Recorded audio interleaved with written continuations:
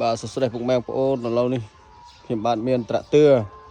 ប្រភេទត្រាក់ទ័រ M60 បាទស៊េរី022បាទត្រាក់ទ័រស្អាតលះតែម្ដងបងប្អូនម៉ងស៊ីនបាទ 4000 ជាងម៉ងបាទប្រភេទត្រាក់ទ័រស្អាតបាទត្រាក់ទ័រដៃគោកបាទជារួមត្រាក់ទ័រនេះអត់មានប៉ះរុះរើទេបាទបងប្អូនគឺនៅសំណុំស៊ីនតែម្ដងបងប្អូន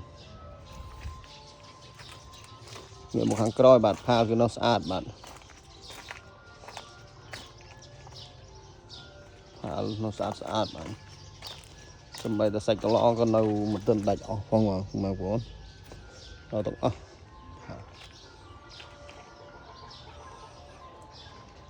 ត្រាក់ទ័រនេះយកមកគឺលក់តែម្ដងបងប្អូនអត់មានបាក់លាងទឹកលាងអីទេបាទនៅ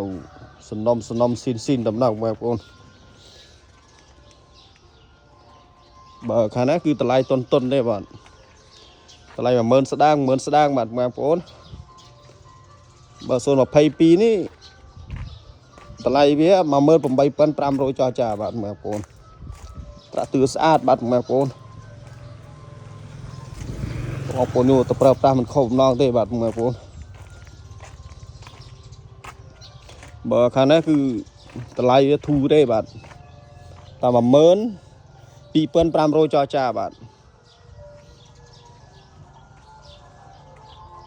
បោកលេខម៉ាស៊ីនរត់ស្ងាត់បាទ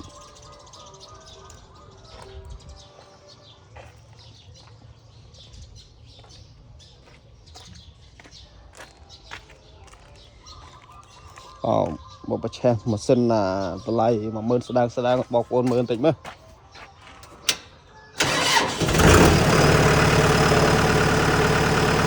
នេះគឺលះតម្លង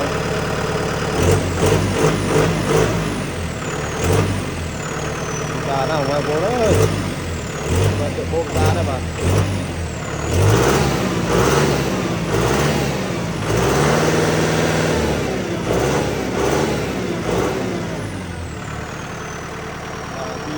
នំស៊ីនវាតម្លងមកបងប្អូនអត់មានបាញ់ឆ្នាំអីទេបាទនំស៊ីនតម្លងបងប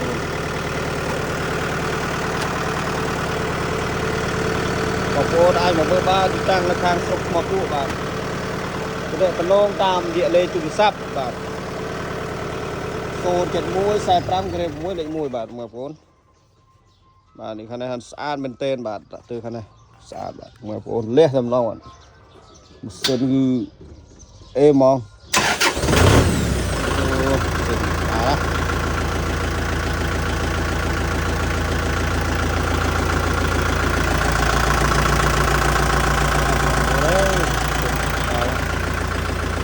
បានទេបាទ